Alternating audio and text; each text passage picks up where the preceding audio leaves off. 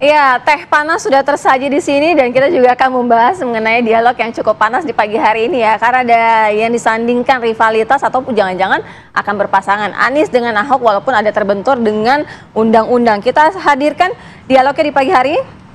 Sudah ada bersama kami Bang Chiko Hakim, politikus PDI Perjuangan. Selamat pagi Bang Chiko.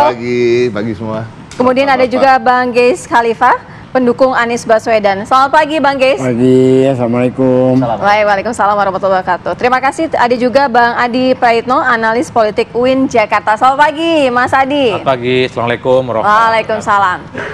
Saya mau ke Bang Geis dulu. Kalau kita misalnya berandai-andai walaupun ada undang-undang yang sebenarnya tidak bisa memasangkan Anies dengan Ahok, tapi ini sebenarnya lebih besar untuk dipasangkan atau memang maju sendiri-sendiri saja? Secara undang-undang tidak bisa. Ya. Terus? Tapi kalau misalkan pada saat ini kan ada yang menyandingkan begitu kan, ada yang sebagai rivalitas, tapi ada juga yang bilang mengatakan kayaknya cocok juga nih berpasangan. Kalau berpasangan kan secara undang-undang tidak bisa ya. Ya. Kalau untuk Ahok, kalau untuk Kaisang undang-undangnya dirubah. Udah bahas itu Jadi beda. gimana? Bahasa Iya, bahasa yang jawaban tadi dulu Bang. Bahasa yang tadi pertanyaan yang tadi soalnya. Iya. Emang sengaja dipanasin nih kayak teh panas ya. Jadi ya kalau substansial ya. iya jadi undang-undangnya mengikuti dia gitu. Kalau Ahok tidak bisa gitu kan. Yang kedua, untuk saya melihatnya begini. Berkaca kepada 2017, ketika Ahok memimpin menjadi gubernur DKI, orang seperti Anies itu mustahil muncul kalau bukan Ahok yang menjadi gubernur. Karena kompetensi Ahok begitu luar biasa, maka dibutuhkan calon lain yang kira-kira mampu menandingi kompetensinya. Kalau tidak, itu hanya politik transaksional biasa. Jadi kalau sekarang Anies muncul, Ahok juga muncul, yang untung siapa? Warga Jakarta. Karena kita punya pilihan yang sama-sama bagus. Jadi nggak ada problem gitu loh. Apakah Anies muncul, Ahok juga muncul, yang penting tidak transaksional. Baik, tapi problemnya adalah PDIP sekarang masih belum punya koalisi untuk bisa maju Pilkada Jakarta. Ya. Nanti jawabnya ya Bang ya, Bang Chiko ya. Usai jeda kita jeda dulu. Tetap di sini apa kabar besok pagi. Baik, tadi yang sempat menggantung dari ke Bang Chiko ada masalah di sini sebenarnya. Meskipun nama Ahok ada di peringkat 2 teratas, tapi PDIP masih kurang 6 kursi di DKI Jakarta untuk bisa mengajukan. Ini bagaimana kemudian dari PDIP langkahnya akan seperti apa? Akan tetap merapat ke Anies Baswedan kan kabarnya seperti itu. Nama Anies sempat muncul di DPD. Ya, sampai hari ini prioritas kami masih untuk berusaha mengerucutkan satu nama dari internal kader kami, karena kami masih meyakini bahwa eksistensi PDI Perjuangan selama ini di Jakarta dan kepercayaan diberikan oleh masyarakat melalui pemilihan umum terutama pileg ya, artinya itu juga kami artikan sebagai amanat dari masyarakat bahwa mereka menginginkan calon dari PDI Perjuangan, baik itu sebagai calon gubernur ataupun sebagai calon wakil gubernur. Itu kan tergantung nanti bagaimana kerjasama politik kita dengan partai-partai politik yang lain, dan kita tidak menutup jalur komunikasi dengan partai politik manapun tanpa terkecuali. Sampai hari ini kita terus menjalin komunikasi baik secara formal maupun informal. Tentunya senior-senior saya di DPR setiap harinya juga bertemu dengan kawan-kawannya dari partai-partai lain.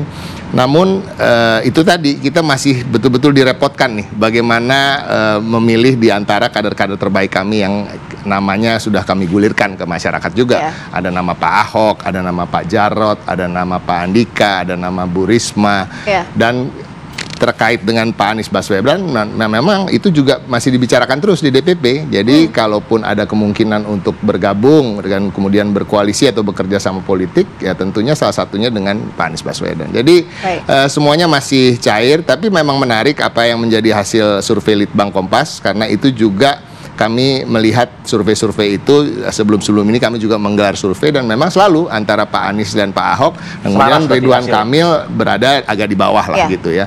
Dan kita lihat Pak Ridwan Kamil juga sekarang udah mulai enggan sepertinya maju ke Jakarta, begitu juga Golkar yang selalu beberapa kali ini acara-acara televisi mengatakan sepertinya lebih baik akan kembali ke Jawa Barat. Jadi sebenarnya kesulitan untuk menemukan formula atau calon dari internal kami itu sebenarnya sekarang juga dialami oleh Koalisi Indonesia Maju, Baik, saya rasa. baik.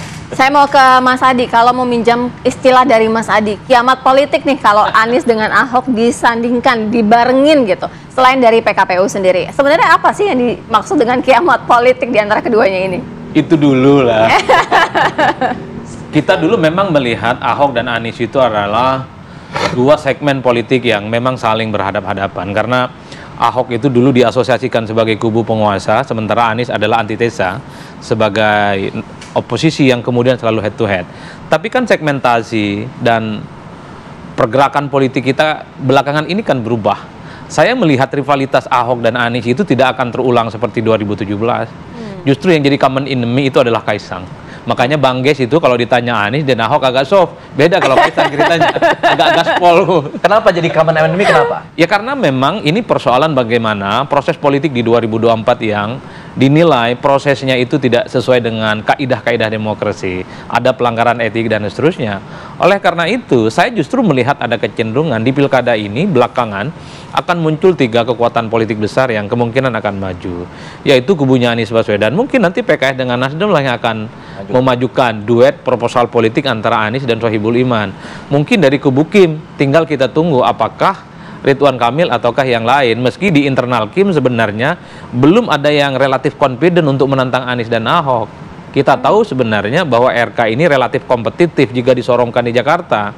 Karena elektabilitasnya masuk 3 besar. Tapi sangat kelihatan sekali Golkar nggak mau. Makanya Pak Erlangga Hartarto waktu ketemu dengan Kaisang nyebut duet antara Kaisang dan Babalu. Bagi saya itu sebagai bentuk penolakan. Jangan ada lagi cerita Ridwan Kamil di Jakarta. Tapi kan Kaisang nggak berhenti. Menggoda lagi, Pak. Kalau Ridwan Kamil bosan di Jawa Barat, boleh tuh tantangan baru di Jakarta. Ini memang ingin kembalikan ke isu awal bahwa Kim itu sepertinya tertarik dengan RK wakilnya Kaisang. Tapi bagi saya, di berbagai kesempatan selalu mengatakan, Kim bagi saya wajib memajukan Kaisang, Mbak. Kenapa? Mewakili wajah kekuasaan, replika politiknya Pak Jokowi dan Ketua Umum PSI. Udah kampanye di mana-mana, apalagi yang ditunggu?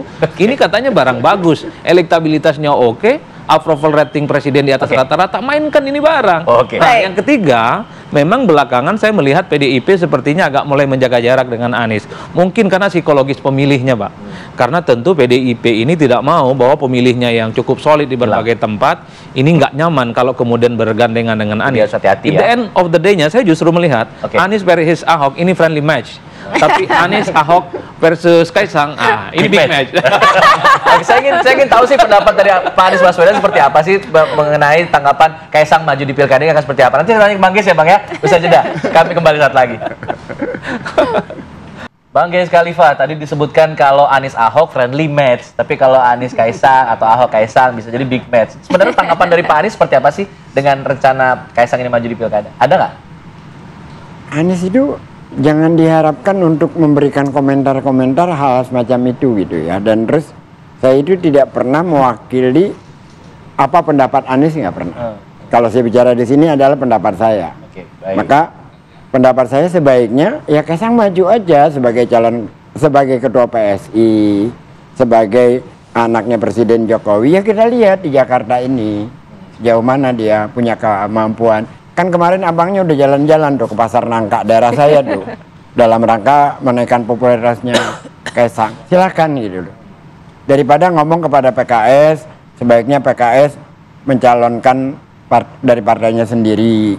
Lalu sebelumnya mengatakan bahwa saya dipasangkan dengan Anies juga nggak masalah. Yang mau pasangkan Anies dengan lu siapa? Jadi itu hal yang tidak mungkin begitu? Begini ya. Kalau yang lain-lain is okay gitu ya. Kan kalau Mas Adi ini bahasanya tuh santun sekali. Tidak sesuai kaidah-kaidah demokrasi gitu. Kalau bahasa saya sederhana aja, prosesnya busuk. Oke, baik.